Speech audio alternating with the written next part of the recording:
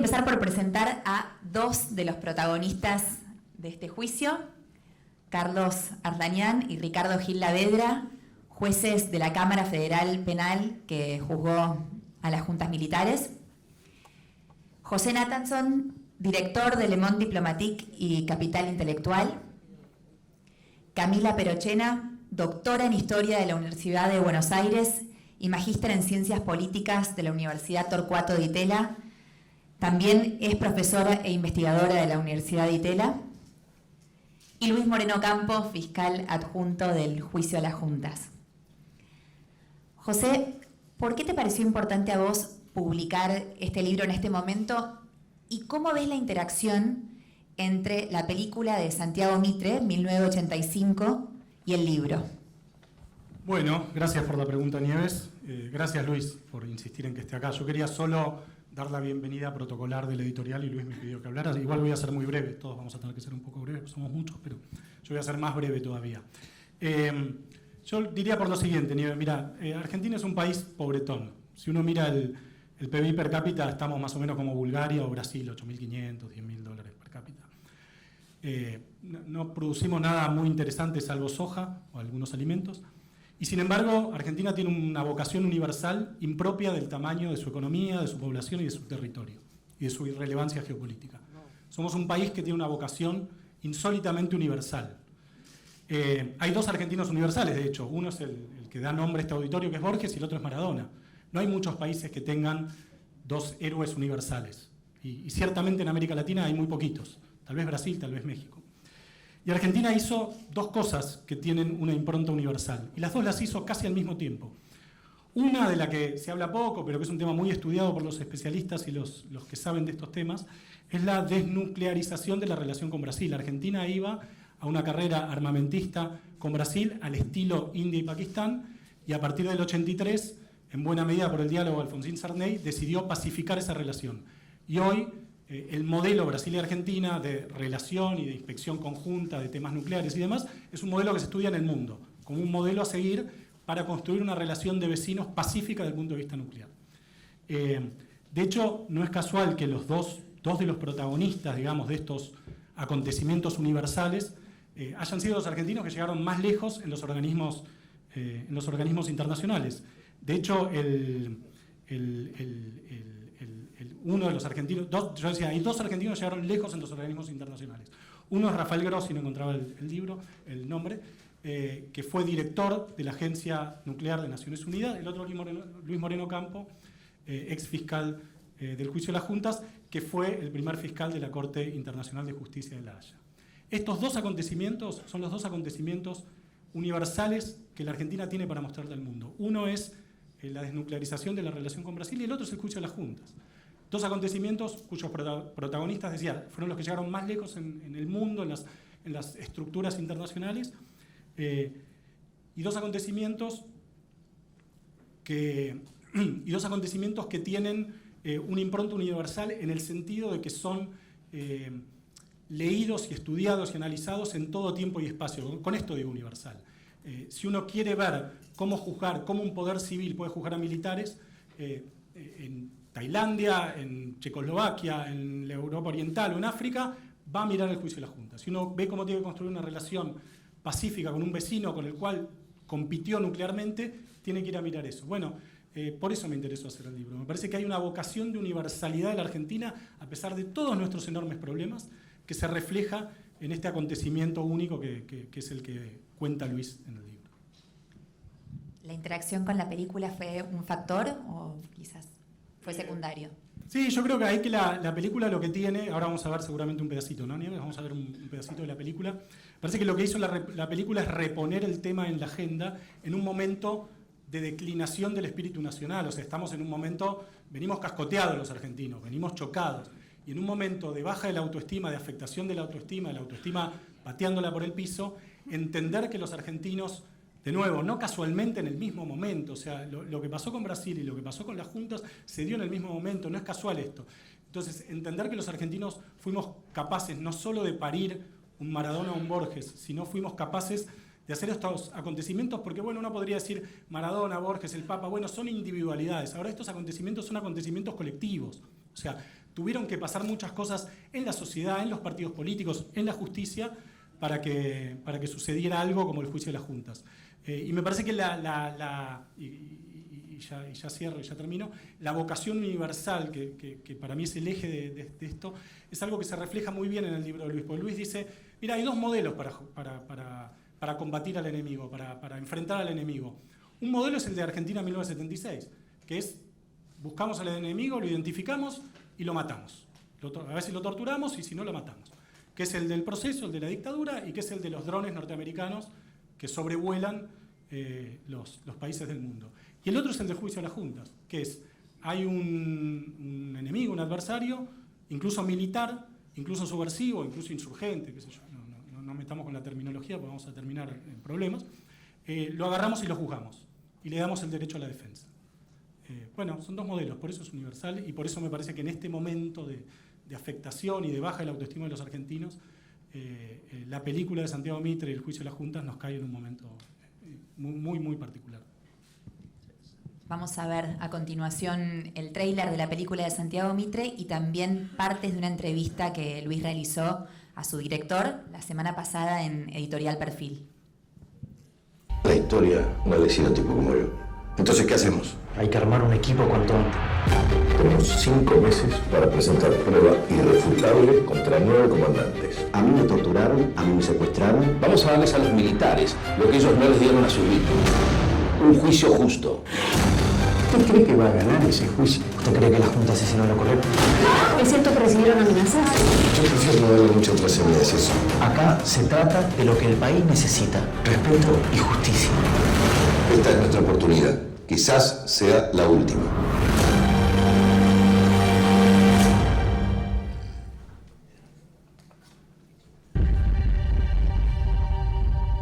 La historia no ha elegido tipo como yo. Así que yo voy a tener una chance de tener a Santiago Mitre enfrente mío y preguntarle ¿por qué hiciste eso? ¿Qué hiciste? Yo todavía no vi la película. Entonces yo quiero ahora charlar con Santiago por qué hizo la película, qué quiere decir con la película. Es su película. Es una película que se basa en la realidad, creo, pero también es de ficción. Entonces empecemos por ahí, Santiago. Bueno, al principio creo que hay algo que nadie más que vos y todas las personas que participaron del juicio sabe más, que es la importancia que era una película que hacía falta revisitar el juicio del 85, digamos. Y yo creo que era algo que yo tenía conciencia, porque tenía admiración por el hecho, y porque entendía la importancia de haber hecho ese juicio en el contexto en el que se hizo. Digamos, un juicio en 1985, 2 años después de haber terminado la dictadura, en un contexto donde todos los países que estaban alrededor estaban todavía gobernados por dictaduras. O sea que el hecho era un heroísmo y de una importancia enorme para la Argentina y para el contexto regional. Había algo de eso que yo entendía de su importancia. Ahora, ese Luis Moreno Campo, o ese Julio Trasera, o todos los que aparecen en la película son reales y son imaginarios al mismo tiempo, digamos, y son parte de una ficción.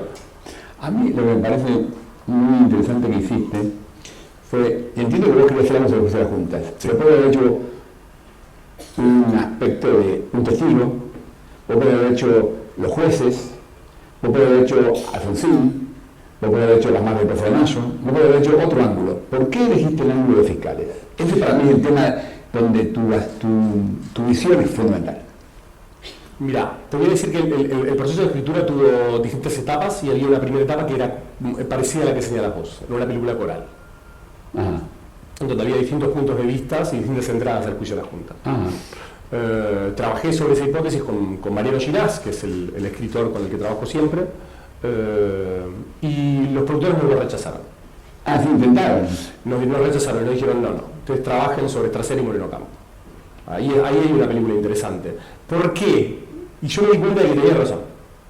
Me di cuenta que a través de esa imagen de un abogado joven y un abogado más grande, digamos, un fiscal joven, un fiscal más grande, digamos, de trayectoria en tribunales, digamos, que venía de otro origen, se produce una imagen que está en la tradición cinematográfica, digamos, que es como el abogado joven, y el abogado mayor mayor, como que se unen con un objetivo. Eso es cine clásico, digamos, es lo que el cine hizo siempre. Que vimos una película que podía dialogar con esta época, porque eso que vos me lo dijiste, creo que en la primera reunión que tuvimos. ¿Para quién hacen esta película? Claro.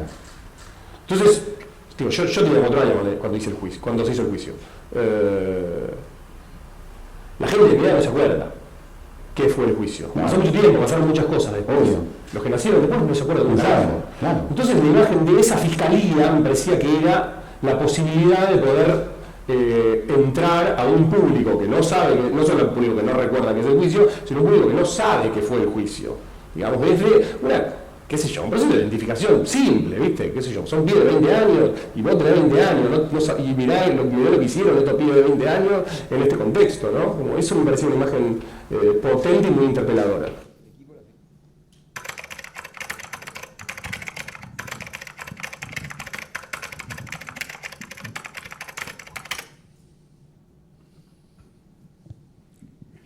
Luis, ¿cuál fue tu reacción cuando te enteraste de que Santiago Mitre haría una película sobre el juicio? A mí me parecía que la posibilidad de hacer esto que estamos acá hoy era combinar en la película un libro y un debate como el que estamos empezando hoy. Me parece que era una oportunidad única y sobre todo me parece que era una oportunidad única para ver cómo transmitimos lo que pasó en el 85 en el 2022, cómo educamos. Por eso Camila es fundamental acá para que nos cuente cómo vamos a meter esta información en la escuela, cómo los chicos aprenden el significado y el sentido de lo que pasó en aquella época. Y por eso me encanta que tengamos la posibilidad de tener con nosotros en este debate a Ricardo y a Carlos, que son protagonistas de esta historia. Justamente a mí me parece que en la película los fiscales son los héroes, pero los jueces fueron los dueños del escenario, fueron los que armaron esta historia. Y por eso me parecía muy importante tener este debate, pero también quiero agradecer a José que yo me di cuenta que podemos reimprimir este libro hace 3 meses y lo llamé a José y José me dijo, uy, qué difícil, déjame. No llegamos, dijo José, no llegamos. Pero no sé cómo, bueno, está Creus acá también que lo hicimos y tenemos el libro y el libro nos permitió, me gustó mucho que el libro saliera antes que la película, que nos permite tener la voz y nuestros comentarios antes. La película es una película basada en hechos reales, pero de ficción, como dice Santiago Mitre, así que la película no va a seguir todo lo que es la verdad, pero nos permite llegar a los chicos jóvenes. Y eso creo que para mí es el tema, este comienzo que estamos haciendo acá, va a seguir, los chicos jóvenes en octubre van a entender más, y habrá que ver cómo permitimos que esos chicos jóvenes lo pongan en sus currículas, lo pongan en sus facultades, en sus escuelas. Entonces me parece que esto que está pasando es exactamente lo que esperábamos que pasara, y por eso no lo demoremos más, dejarlos que los expertos hablen. Los expertos, Carlos y Ricardo, me gustaría preguntarles cómo vivieron ustedes ese momento y si era posible hacer justicia en una democracia tan incipiente y recibiendo presiones de todo tipo. ¿Yo?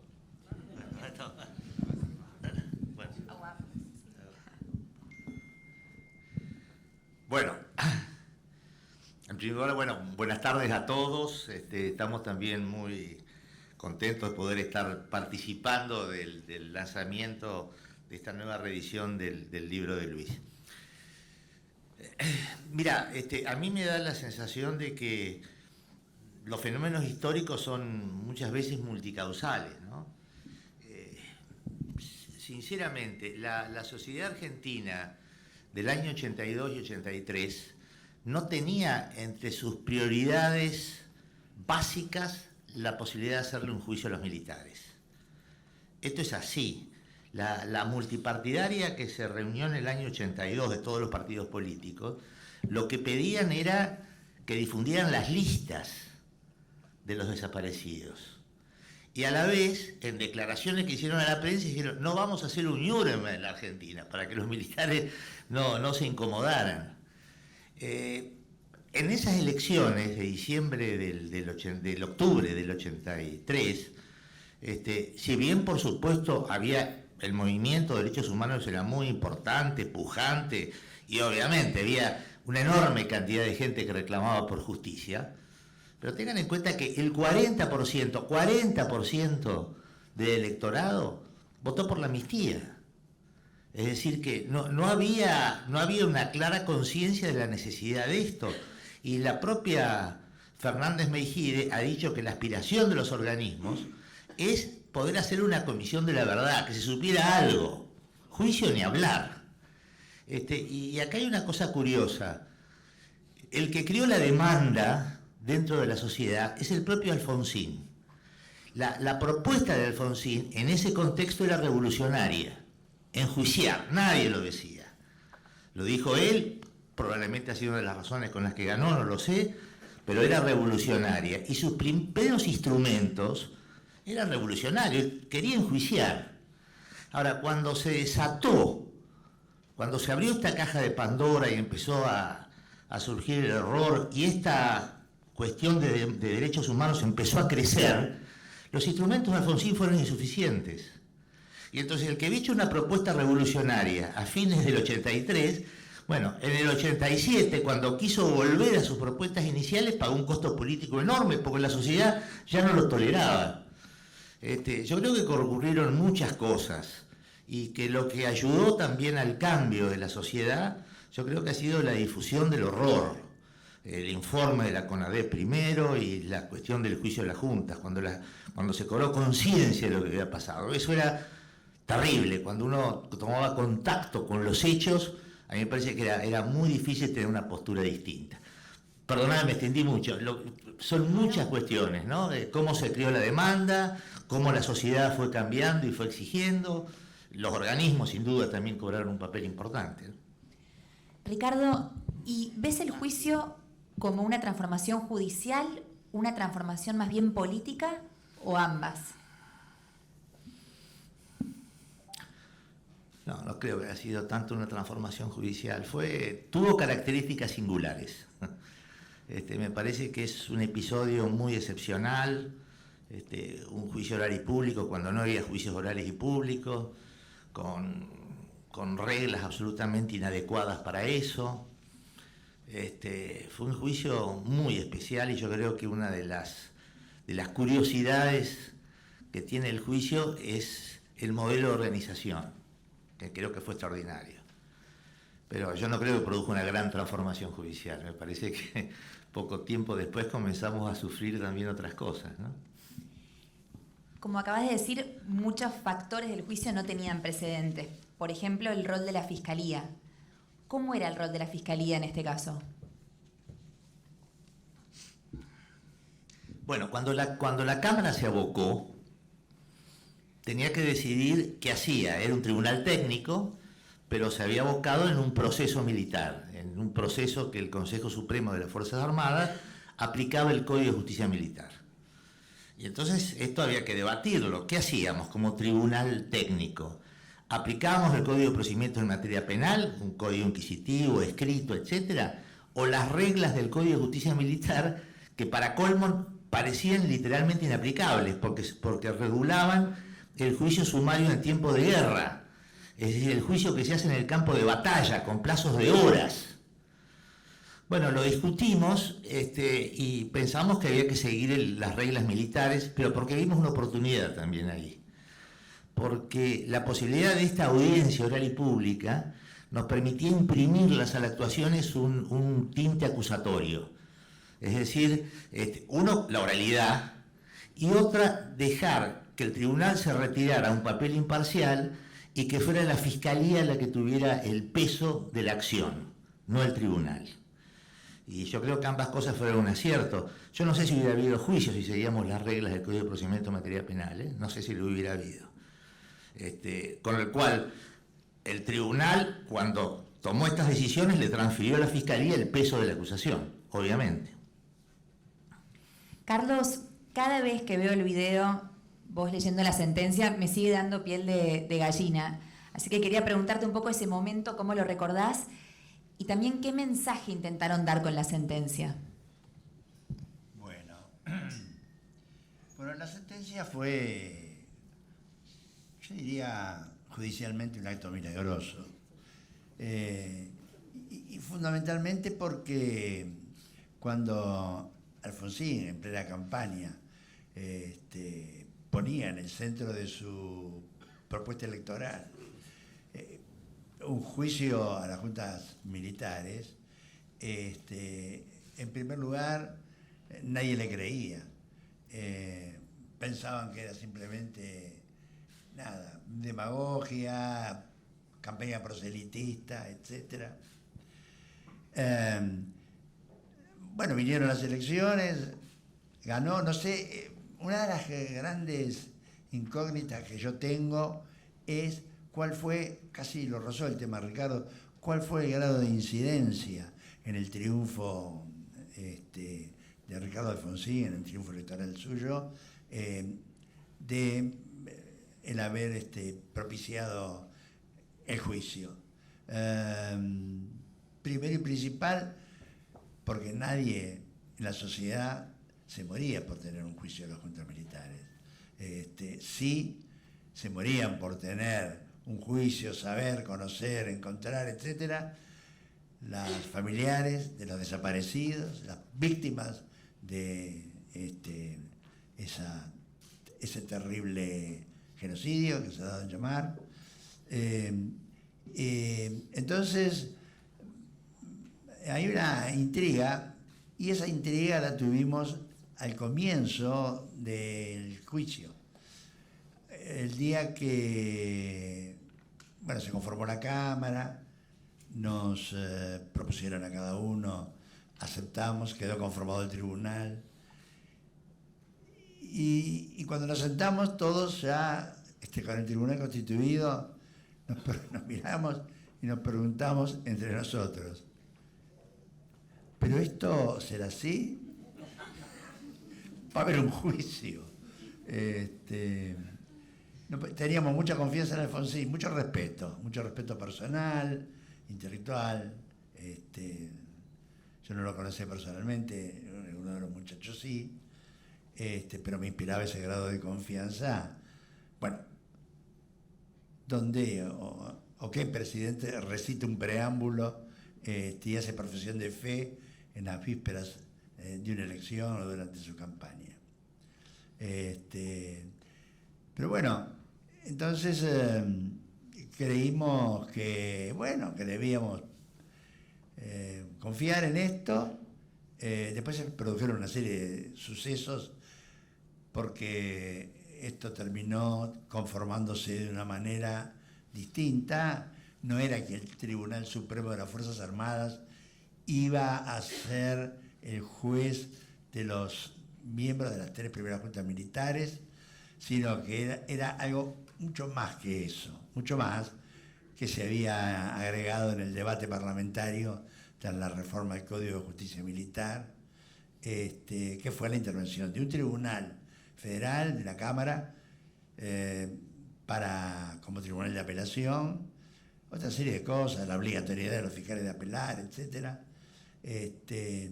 Y por fin también el famoso abocamiento, que era la facultad que teníamos, y obligación más bien que facultad, de decidir nosotros en caso de que hubiese un amañamiento del trámite por parte del Consejo Supremo de las Fuerzas Armadas, de traer del conocimiento del proceso y abocarnos nosotros. No, me extendí, pero lo que pasa que entonces yo creo que in progress, es decir, se suceden todos estos hechos, hay una opinión pública que lo va siguiendo atentamente. Nosotros también éramos seguidores de esa opinión pública por razones de pellejo. Entonces vimos cómo había un cambio que posibilitaba seriamente que esto llegara a un puerto feliz. ¿Cuáles eran los argumentos y las estrategias de la defensa? Bueno, el rol de la defensa fue un rol sacrificado, diría yo, porque verdaderamente no era fácil defender. No era sencillamente, no había argumentos para exponer, no se podía decir, en fin, que se combatía el mal, que se combatía al enemigo, que era había que luchar contra el terrorismo con todas las armas posibles, etc. Con lo cual a ellos se les hacía complicado. Y digo esto por lo siguiente, porque acerca de cuáles eran las defensas, bueno, la primera defensa que tenían organizados ellas, y esto ratifica lo que acabo de decir, era una estrategia rupturista. Es decir, iban a hacer cualquier cosa para que el juicio no se hiciese, no progresara, fracasara, lo enervara a una apelación que lo depositara en manos de una Corte Suprema que mirara para un costado y lo dejaba en una pila, y entonces eso tuvo su correlato en actitudes bastante hostiles por parte de las defensas apenas comenzado el juicio. Es más, se produjo un episodio donde estaba presidiendo yo en ese momento, donde uno de los abogados, estábamos prevenidos de todo esto que estoy diciendo, ¿no? De que una de las posibilidades de las defensas era esa. Entonces empezó a alborotar el tema, alborotar la sala, a pelearse con otro. Bueno, fue llamado la atención, etcétera, y como el hombre persistía, di la orden de que lo detuviesen, y lo sacaran de la sala y se lo llevaran preso. Bueno, esto es historia. Pero lo cierto es que primera estrategia de la defensa fue romper el juicio. Y la segunda, defensas muy convencionales, fue la necesidad de ejercer la legítima defensa de la ciudadanía que estaba, en una situación de crisis y amenaza acerca del crecimiento y los actos terroristas que se estaban llevando a cabo. La existencia de un estado de necesidad que hacía que debiese apelarse a un mal que fuese en todo caso grave o gravísimo, para evitar otro mayor.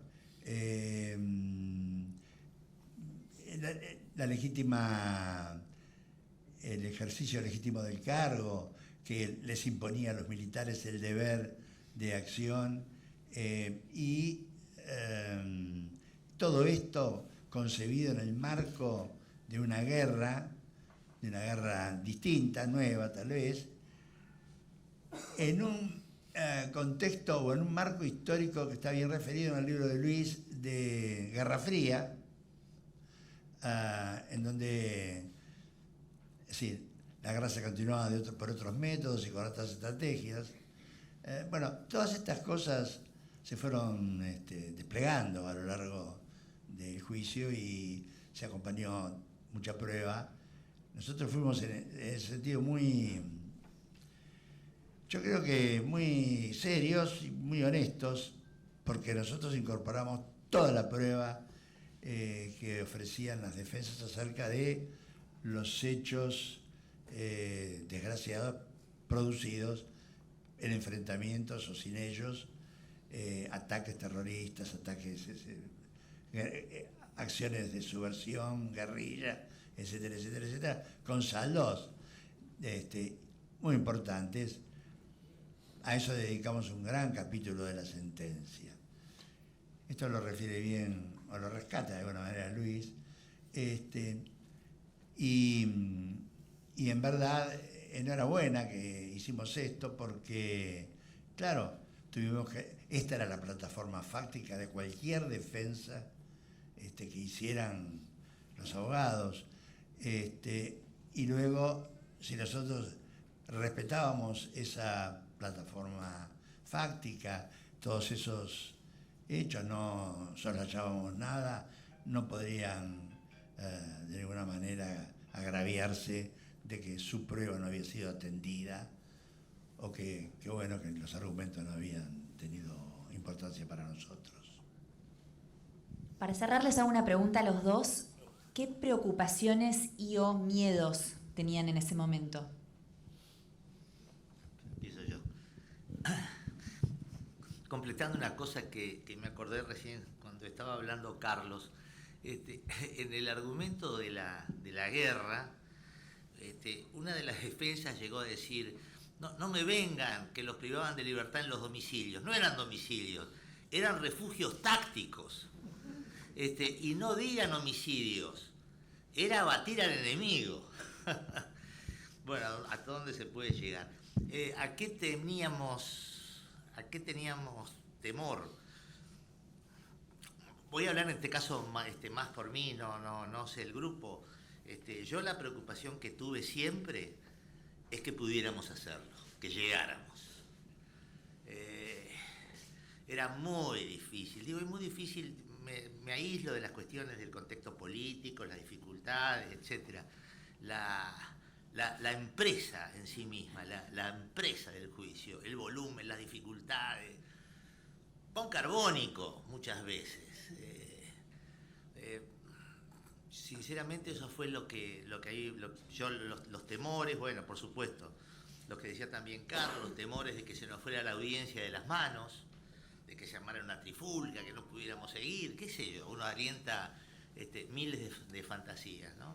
Por eso yo creo que el último día cuando firmamos lo que yo sentí, bueno, es como relajarme, como decía, pudimos, llegamos. Él describe una situación que es común a todos, creo. En realidad, yo el mayor temor que tenía era miedo al fracaso.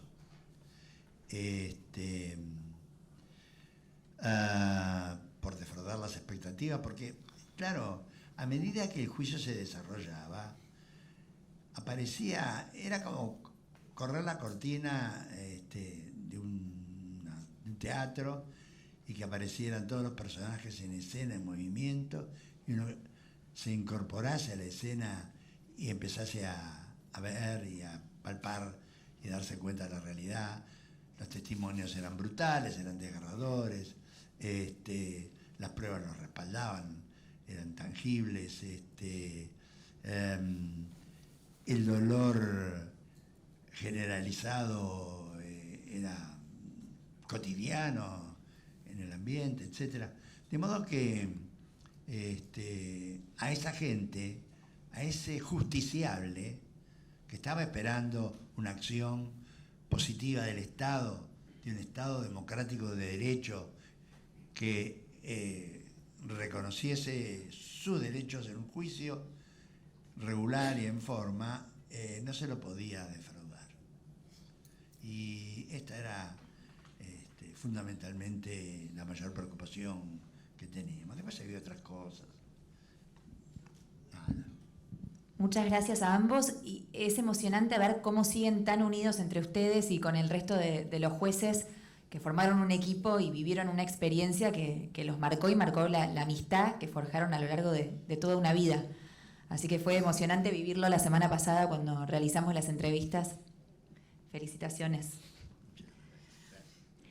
Camila, pasando a la actualidad, ¿se enseña este tema en las escuelas?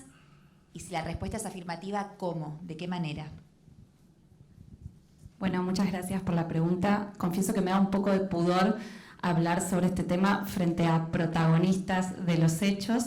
Así que, bueno, voy a hablar más de lo que sé yo, que es, cómo se transmite hoy en la memoria este tema y particularmente cómo se transmite en las escuelas. Este tema se enseña en las escuelas, pero lo que hay que entender es que el juicio no se enseña el juicio en sí, sino que el juicio se ubica dentro de un continuum, ¿no? En un largo plazo más amplio de lo que es la historia argentina reciente, desde la dictadura hasta la actualidad. Y en ese continuum hay que entender que el juicio queda un poco diluido desde mi punto de vista, ¿no? ¿Y en qué sentido queda un poco diluido en ese continuum que iría, si quieren, desde el 76 hasta la actualidad o hasta que se reabren los juicios en el 2005?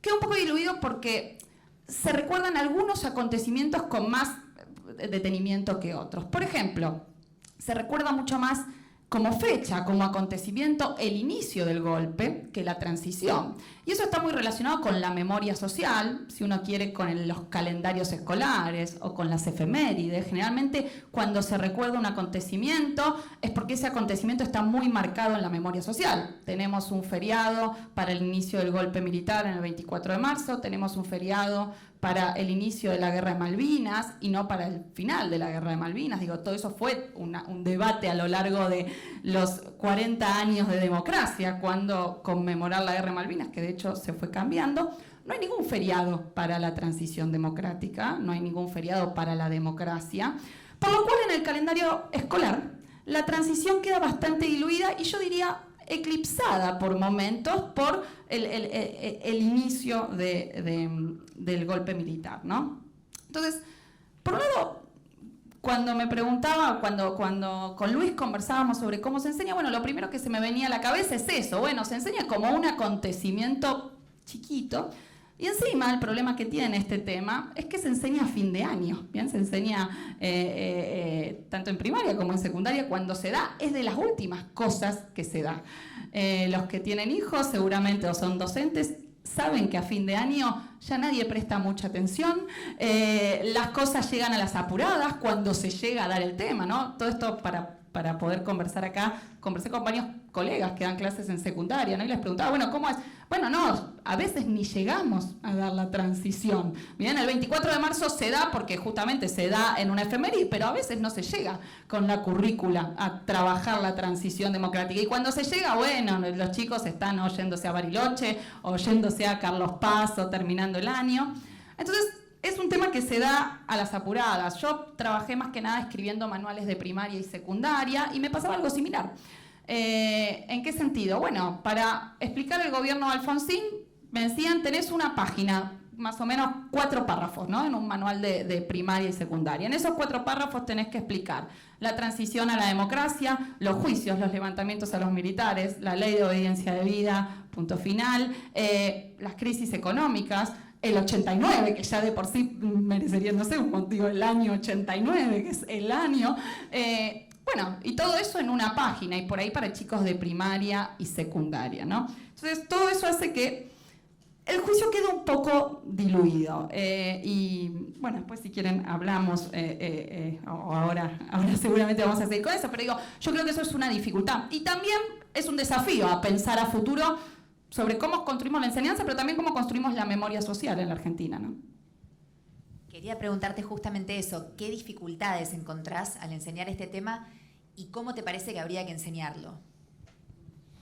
Bueno, una primera dificultad es esta de la que estoy hablando, ¿no? El tema del tiempo, en qué momento del año se enseña, el poco espacio que hay. Pero hay una dificultad que es más difícil de pensar cómo resolver, que es una dificultad pedagógica. ¿Y por qué digo pedagógica? Bueno, porque la manera en que se aborda este tema, digo, el juicio y la transición democrática y la historia reciente en Argentina, cambia mucho cuando uno enseña en la universidad, cuando uno enseña en secundaria y cuando uno enseña en primaria. Eso es una obviedad, ¿no? Cuando yo doy clases de historia argentina en la universidad donde trabajo, en la Universidad de Itela, puedo profundizar en muchos debates que son espinosos sobre la historia reciente. ¿Qué quiero decir? Muchos debates que plantea Luis claramente en su libro. El rol de la violencia política anterior a 1976, las condiciones que llevaron a que pudieran cometerse crímenes atroces como los que se cometieron en la dictadura militar, el carácter sistemático del terrorismo de Estado, si fue o no fue un genocidio, las tensiones que existían entre Alfonsín y los organismos de derechos humanos. Digo, son todos temas sobre los cuales hay un montón de nudos o dificultades para discutir en el espacio público, sin duda, pero que en una aula universitaria se pueden discutir. Ahora, ¿hasta qué punto se pueden transmitir esas cosas en un aula de escuela secundaria o en una escuela primaria, ¿no? Y voy a pasar a contar una anécdota, también relacionada con la época en la que escribía manuales. Hace un par de años estaba escribiendo un manual para una escuela primaria, para una editorial, era un manual para 6º grado. Y cuando me vuelve la edición de lo que yo había escrito, la editora me dice, bueno, necesito que en la parte en la que estás hablando sobre el 73-76, ¿no? Sobre el último gobierno de Perón, saques las referencias a la violencia política de organizaciones armadas y de la AAA.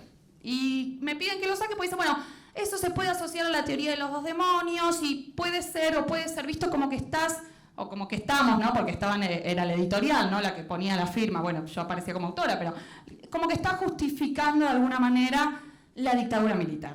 A mí al principio eso me molestó porque, digo, como historiadora, ¿yo qué sentía? Bueno, pero si no pongo eso, no estoy haciendo una explicación histórica de lo que pasó. Digo, si omito ciertas cosas, lo que voy a estar haciendo es más memoria que historia. También consideraba que tampoco podía entenderse bien el periodo posterior a la transición democrática, porque ¿cómo explicás que no solo hubo juicios a las juntas militares, sino también a las cúpulas de la guerrilla, si no tenés muy en claro el periodo previo al 76? Bueno, me generó una serie de contradicciones, pero conversando esto con un colega, se llama Manuel Becerra, él es historiador, da clases en secundaria, pero además sabe mucho de enseñanza, de pedagogía, ¿no? De cómo transmitir esto a los más chicos. Es lo que me decía, bueno, para los chicos hay como, para los chicos de escuela primaria sobre todo, hay una visión más binaria sobre la historia. Es decir, cuando se les habla de historia, hay una idea, o para transmitírselas hay una idea como de buenos y malos, y no logran comprender la sutileza entre comprender y justificar. Es decir, es muy difícil transmitirle a un chico de una escuela primaria lo que es la comprensión del pasado y la diferencia que hay entre tratar de comprender ese pasado, por ejemplo, el periodo 73-76, y justificar ese pasado. Lo cual me parece muy atinado, porque incluso esta es una dificultad que tienen muchos adultos, ¿no? Entonces, si esto es una dificultad que está entre los adultos, ¿cómo no va a ser una dificultad en chicos de escuela primaria? Y lo que él me decía es, bueno, lo que vos tenés que entender, me decía, es que en primaria hay que priorizar un abordaje, me decía, ético-ciudadano, por sobre un abordaje histórico, ¿no? Tratar de poner el acento en que se cometieron crímenes atroces, porque los chicos no van a terminar de entender cómo se llegan a cometer esos crímenes atroces, que también es algo que muchos de nosotros nos preguntamos cómo se llega, y que me imagino que todos ustedes que estuvieron ahí se preguntaron cómo se llega a eso. Entonces eso me lleva a cómo creo que debería enseñarse este tema. Esto, no sé, no tengo la varita, ni no sé, pero bueno, ¿cómo creo? Bueno, yo creo, cuando pienso en temas de memoria social, creo que hay que hacer un poco más de hincapié en la transición a la democracia. Creo que la transición a la democracia tiene que tener un lugar mucho más preponderante en nuestra memoria social. Y en ese sentido me parece que el juicio es una buena forma de poder saltearse esos dilemas que plantean el periodo anterior a la dictadura. Es decir, ese dilema que me planteaba mi amigo entre un abordaje ético-ciudadano y un abordaje histórico, en el juicio, si das el juicio no se te va a plantear de esa manera. Es decir, porque dando el juicio, o poniendo hincapié en el juicio, poniendo hincapié en la transición y en juzgar los crímenes a la violación de derechos humanos en la transición, es una buena forma de hacer al mismo tiempo, diría yo, un abordaje ético-ciudadano y un abordaje histórico. Es decir, me parece que cambiar la lupa de lo que uno, no digo no se conmemora el 24, digo, si a esa conmemoración uno le suma una conmemoración de la democracia, que yo creo que el año que viene, que se cumplen 40 años y que va a haber todo, me imagino, todo un proceso de memoria en relación con la transición democrática, creo que eso puede llegar a ponerse, ¿no?, sobre el tapete. Y me parece que es una buena forma entonces de salir del laberinto por arriba. Capaz, ustedes me dirán, bueno, es una forma también de escapar al adulto. Bueno, pero yo lo entiendo a mi amigo cuando me dice, yo no me puedo parar frente a un curso de sexto grado y explicar ciertas cosas, porque es difícil. Entonces, bueno, eso me parecía una buena forma de pensar. Última pregunta. Más allá del componente histórico, ¿se enmarca el juicio y la ley también como formas de solucionar conflictos? Sí, cuando se da ética y ciudadana, eso tiene un rol central. Capaz no tanto el juicio como forma de solucionar conflictos, sino la manera en la que se está pensado en el diseño curricular es hacer una clara oposición entre dictadura y democracia. Y al hacer esa oposición, lo que se trata de hacer hincapié es el lugar que tiene la ley y el Estado de Derecho en democracia. Y en ese contexto, algunos diseños curriculares, hoy revisaba los diseños, algunos diseños curriculares, como por ejemplo el de la provincia de Buenos Aires hace hincapié, dice directamente, bueno, el juicio a las juntas como un ejemplo de resolver conflictos. Entonces, sí está presente ese tema, pero me parece que eso, con esta dicotomía o con esta forma de escribirlo en la dicotomía dictadura y democracia. Lo que sí está muy presente y mucho más presente es el concepto de derechos humanos, ¿no? Entonces, digo, me parece que el hincapié está puesto en la cuestión de los derechos humanos más que en el juicio como forma de resolver conflictos. Muchas gracias. Luis, el libro dialoga con la película, que acabamos de ver el tráiler, de Santiago Mitre. ¿Por qué decidiste publicar esta tercera edición en este momento? Para hacer esto, para tener una oportunidad de largar el libro de nuevo y hacer un debate. Me parece que este debate para mí es todo lo que yo esperaba hacer. Y más allá de que José hizo el libro en tiempo récord, hoy nos regaló una cosa que yo no sabía y la verdad que me parece central, que es recordar que Alfonsín arregló con Brasil terminar con la competencia nuclear. Eso es central y es súper actual porque con la invasión de Ucrania se ha consolidado una segunda guerra fría. Y la guerra fría, la primera guerra fría fue fría en el norte y muy caliente en el sur y en particular en Argentina. Entonces, que no tengamos un riesgo de... Justamente, yo estoy yéndome, mañana me estoy yendo a Washington, tengo una reunión que me invitó la OEA con un grupo especial de diplomáticos que se reúnen y yo quiero plantear ahí que lo que tenemos que evitar es que la guerra se introduzca en la región, que el concepto de guerra se introduzca en la región. En Europa hoy, Finlandia y Suecia están comprando armas, y aunque no haya guerra, todos los presupuestos se van en compra de armas. No hay gas en Alemania, es un desastre Europa. Eso depende por el terror de que la guerra de Ucrania se expanda. Y como el presidente Bush, ustedes no sé si saben, pero el presidente Bush dijo una frase muy fuerte que dijo, porque un autócrata alargó la guerra en Irak, en Ucrania. La guerra de Ucrania y la guerra de Irak están vinculadas. Rusia se cansó de ser no reconocido y Rusia violenta hizo lo que hizo. Y ahora tenemos todo el mundo en Europa y en Japón y Corea comprando armas. Y eso es peligrosísimo y por lo menos la región de Sudamérica tiene que estar libre de guerras. Y para mí es un conflicto de serio riesgo entre Nicaragua y Costa Rica, hay un problema ahí. Entonces, me parece que es un esfuerzo enorme que hay que hacer de que esta que pasó en el 83, de desnuclearizar y relacionar Brasil con Argentina de una forma razonable, hay que extenderlo a la región. La otra cosa que yo aprendí hoy en este debate, me pareció muy interesante lo que dijo Carlos y Ricardo de los temores. Un temor que Ricardo tenía en particular era que no tuviéramos pruebas. Que los fiscales no hayamos contado la prueba. El otro día me contaba que él estaba con pánico, porque nos dieron...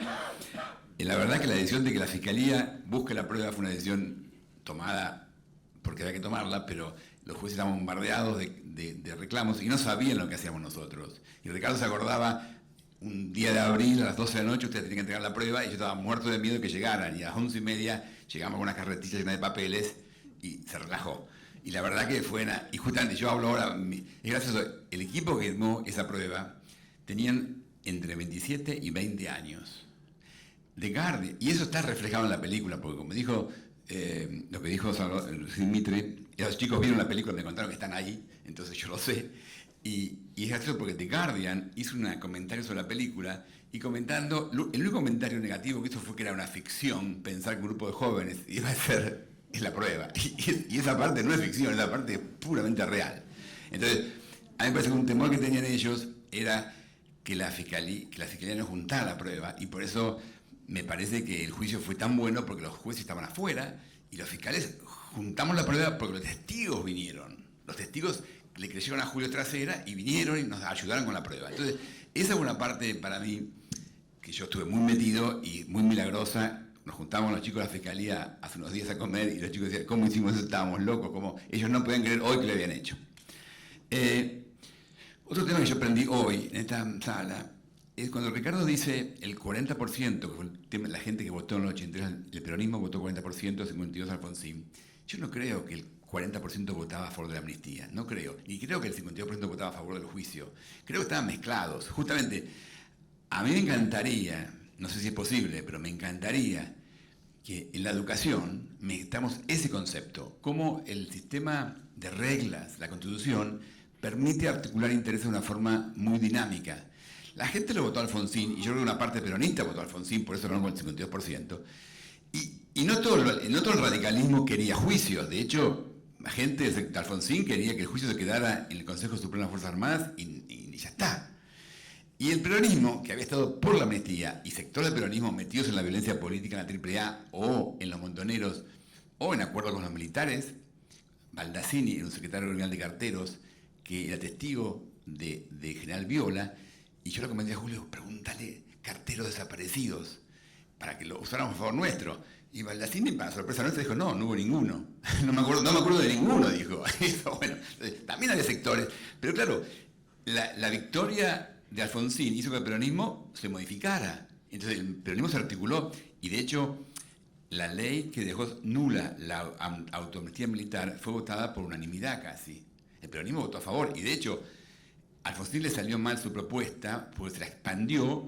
El peronismo duro de Vittel y de Zapag se la expandió más lejos de lo que él quería. Entonces, pero justamente, si yo pudiera ayudarla a Camila a escribir esta historia, yo creo que tendríamos que empezar por explicar la memoria de los procesos. Cómo funcionan, cómo se articulan los procesos definidos por la Constitución con las visiones políticas. Porque yo escucho siempre visiones ideológicas, ¿no? Pero en realidad, justamente en el juicio nosotros aprendimos que el Partido Comunista apoyaba a Videla, porque Videla no quería fusilar, entonces el Partido Comunista decía que Videla era el que controlaba al general Menéndez, que era como Pinochet. Y no era así, pero es como que las visiones ideológicas no miran los procesos.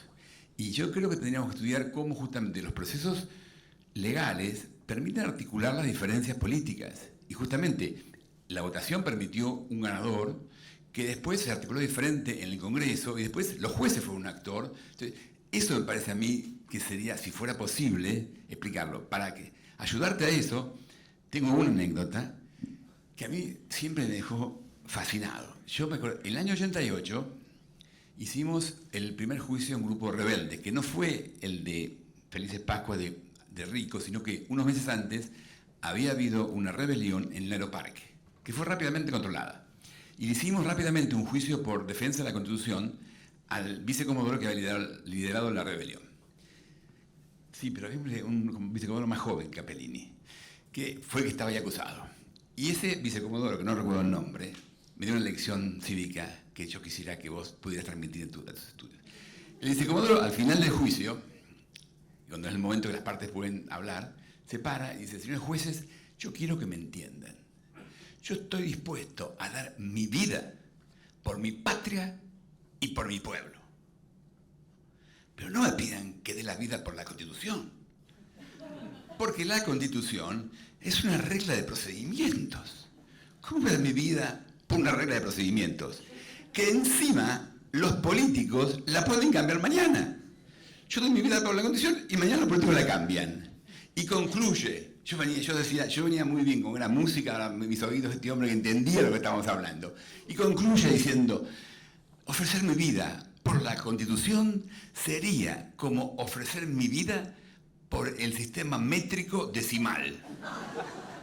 Y a mí me pareció perfecto este hombre, ¿no? Si vos puedes explicar eso, que hay que dar la vida por el sistema métrico decimal, que de hecho fue una invención que se adoptó en la Revolución Francesa, que terminó con muchas diferentes medidas de peso y de tamaño que usaban en Francia, que generaban guerras, peleas, robos, corrupción. Entonces, pacificó, el sistema métrico decimal pacificó. Entonces, la verdad que justamente tenemos la discusión política llevada a cabo por ideologías y liderazgos, y sería buenísimo, en un mundo sobre todo tan multidimensional como que promueve el mundo de hoy, que estamos todos conectados y no tiene autoridades centrales. El mundo de hoy, sin autoridades centrales, depende de interacción entre individuos. Entonces, que esos procesos sean claros es creo lo que los chicos deberían aprender. ¿Cómo hacer eso? Por eso me encanta que estés acá, para que vos te pasás hablando, vos sos joven. Pero tío, no, queremos ayudarte a ver, porque yo creo que el paso siguiente de esto que estamos haciendo, justamente, es ver cómo transformamos la atracción de la película y lo que puede hacer este libro en un esfuerzo más continuo de meter estos temas en la educación. A mí a mí me convenció, ustedes no sé si saben, pero el juicio de Nuremberg fue el año 1945. Hubo 12 juicios más en Nuremberg, pero la palabra holocausto como nombre, con letra mayúscula, solamente se empezó a usar en 1961. ¿Saben por qué? Porque hubo una película que se llamaba El juicio de Nuremberg, que se estrenó en diciembre de 1961. En esa misma semana, el juicio de Eichmann, que había circulado por todo el mundo con una especie... Había un show de Eichmann que se difundía por un cassette y que lo hizo una productora americana y está en uno de los Amazon o Netflix, se pueden ver, se llama Eichmann Show, y mostraba el juicio de Eichmann por semanas. Entonces la combinación de ese programa de televisión que mostraba el juicio de Eichmann, que se terminó esa semana de diciembre del 61, y el juicio y la película, no el juicio verdadero, la película sobre el juicio de Nuremberg, transformó el concepto de holocausto, que era un adjetivo, en un nombre propio. Y eso se consolidó en el año 78 con una miniserie que se llamaba Holocausto, con Meryl Streep. Y ahora tenés el Museo del Holocausto y está todo en piedra. Entonces, me parece que yo aprendí esto, que las películas pueden ser útiles para eso, pero depende de cómo después lo sigas, ¿no? En Múnich, que es una película de Steven Spielberg, que muestra a un grupo del Mossad que quiere castigar a los palestinos involucrados en la masacre de los israelíes que fueron muertos en las Olimpiadas de Múnich. Al final de la película, el líder de ese grupo del Mossad, hastiado, convencido de que eso no sirve para nada, renuncia y se va de la reunión caminando, y atrás, en la escena se lo ve atrás de fondo, esa es la escena final de la película, este hombre del Mossad que renuncia, y atrás se ven las Twin Towers, ¿no? Las Torres Gemelas, como un mensaje clarísimo de Spielberg diciendo, miren, si matamos palestinos nos van a matar a nosotros, y eso escala, no sirve para nada. Ese mensaje tan claro, tan profundo, tan bueno, yo no lo escuché nunca en Harvard, en ninguna universidad de Derecho, ni en ninguna universidad de Relaciones Internacionales. Entonces, me parece que lo que tenemos que hacer ahora es ver cómo conectamos la película con la realidad, como hizo el juicio de Nuremberg, como hizo la serie de Meryl Streep, pero también después lo metemos en la educación. Y por eso, para mí, esto que hicimos ahora es como el primer round, tenemos que seguir peleando y tenemos que ver cómo ayudamos a Camila a que esto entre las escuelas. Y en eso, por eso, ustedes están todos invitados a participar en esto, porque justamente desde el comienzo de una expansión del grupo de los 6 para los demás. Esto es un poco la analogía que hace siempre entre Hollywood y el Pentágono. Hollywood y el Pentágono.